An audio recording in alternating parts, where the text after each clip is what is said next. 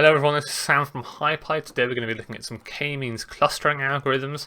Don't worry, I'm going to be doing some coding in this one. I'm just going to start off in the actual guide here because the thing that we need to know is the actual algorithm first, and it's much easier for me to go through these pictures and show you what it means and kind of explain it than to try and explain it using Microsoft Paint or some other garbage program. So the k-means clustering algorithm is a unsupervised algorithm, so it takes unlabeled, so we don't have any kind of data information about it in, and then it just categorizes it straight away into groups or clusters. So we can see here the end result that we get is three nice clusters because we've set our kind of parameter to 3 here, where we have and we also have spaces here, but we'll look at that later, in which a new point would come in and it would be a member of that cluster. So how does it work? So the first thing that happens is we choose 3 random points in our data set. They don't even have to be in our data set technically, but the way that the function will work in scikit-learn is it'll choose 3 different points in our data set. Or sorry, it'll choose k different points in our data set. Here we're choosing k equals 3. So just to make sure that we understand that, we have the reason it's called k-means clustering is because we have to choose a parameter k, which is how many clusters we're sorting into. So here k equals 3, and we have 3 randomly chosen means, and then it associates each of these grey points, or each of our data points, with the closest mean to it geometrically. So in a 2D example, this is just quite easy. It's just the 2-dimensional distance. In the 3-dimensional sense, it'll take the 3-dimensional distance, and so on and so on, and we can extend that to higher dimensions. So then it'll move the mean to the center point of all of these kind of points that were associated with it. So for example, this red one only has 1 point associated with it, so the center of this 1 point is just going to be that 1 point, so it moves that center to that 1 point here, and then the center of these 3 points is going to be around about here, so that moves here, and then the blue moves as well, and then we keep on repeating these 2 steps here until we have an equilibrium when no more changes occur. So here we can see at the end we have the red thing here, the green cluster here, and the blue cluster here. So the only kind of downside I'm going to go into right now is how do we choose k? The main problem with the k-means algorithm is we don't really know what k is, and we don't really know, unless we have some kind of context clue, we don't really know what k should be. And there's a very kind of like hacky way that we can do this, and we'll see this later on in the guide. I won't really cover it in this video because I don't really have time, but it's called the elbow method, in which we have the kind of the mean errors here, and we'll see that at some point, which is k equals 4 for this one, the errors just level off and they don't really stop improving, and that's kind of what we want to aim for. We want to hit the minimum possible k where our errors stop improving. So at this point we're not really seeing any improvement, so if we took k equals 5, there's no real improvement. And we want to hit that point at k equals 4 in this example, where we don't really get much improvement in our model. So we're going to look at how to implement this in a very simple sense, and then I'll kind of very quickly explain how to apply it to different situations. So here are the model. Here are the functions and the libraries we want to import. We have numpy as np, sklearn.cluster as k. We want to import k-means from sklearn.cluster.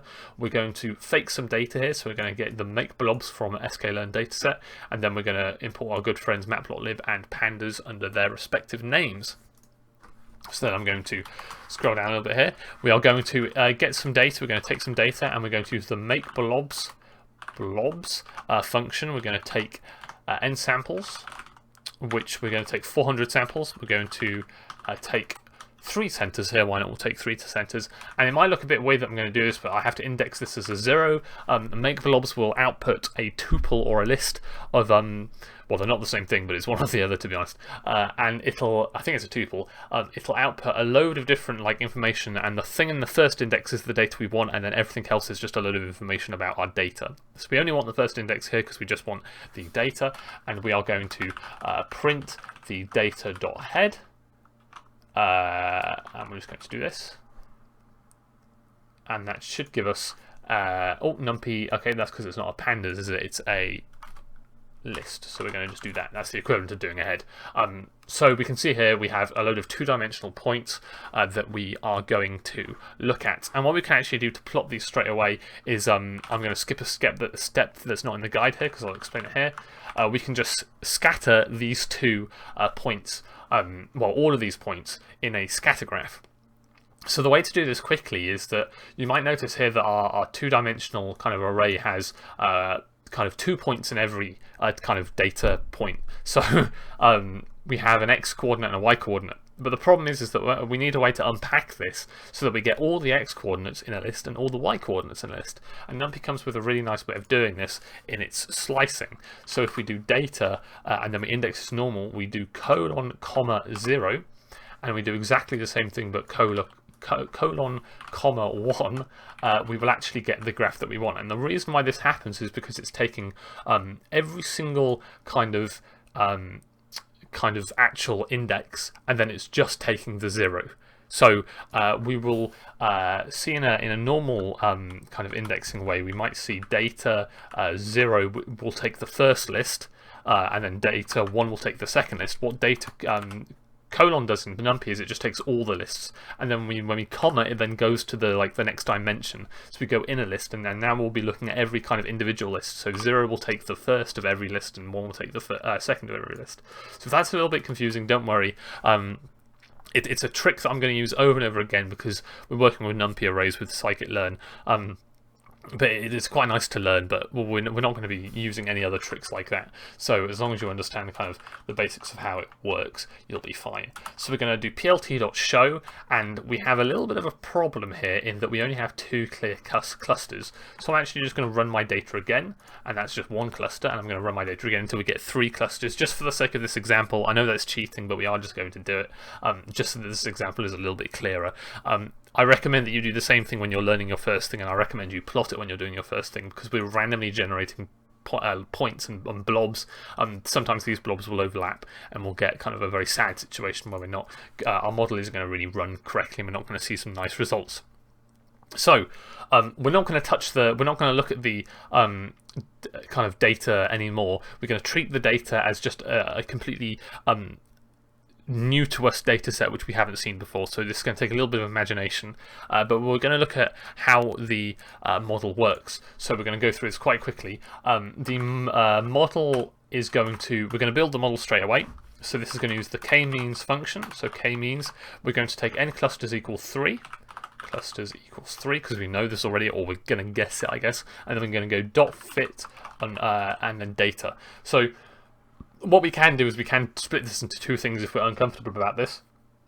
We can just go model equals k-means n clusters equals 3, and then we can just go models.fit. But here I'm skipping a step and just doing it straight away. And then what we're going to do after that is we are going to look at what some of the attributes of models. We're going to say centers equals model.cluster_centers. Cluster underscore centers underscore. That might look a bit weird, but that's just how the formatting is. We have labels equals model dot labels, and then that's an underscore after that as well. And then we're going to very quickly plot all of these together. So plt.scatter, we have data 1 and data our x values and our y values, which I'm just going to copy here. Which is a little bit naughty that I've done that, but hey ho. We are also going to do plt.scatter centers. Look at centers colon 0 centers colon 1, and we're going to put these as C black. And we're also going to put the actual points with a color, depending on what label they're in. So label is a big NumPy array with like 0, 1s, and 2s, which we're then going to use to label our different colors. And with everything, hopefully we have label is not defined because it's labels, not label. There we go. And then we're actually going to show the plot. That's good. We're going to see that we have 3 different clusters here, and they're all sorted. So that might not be impressive to you straight away, but we're going to use the algorithm then to apply it to 2 different situations, which are mini projects. One is that we have a load of different customer information which we want to cluster, so we can see with a new customer where they'll kind of fall into. And you're going to need the prediction function for that, which is just model.predict. And then we're going to do some image quantization, so that's a little bit tougher and a little bit more of a project, but unfortunately we don't have time to cover that in this one. So next time we'll be looking at a different machine learning algorithm, so I'll see you then.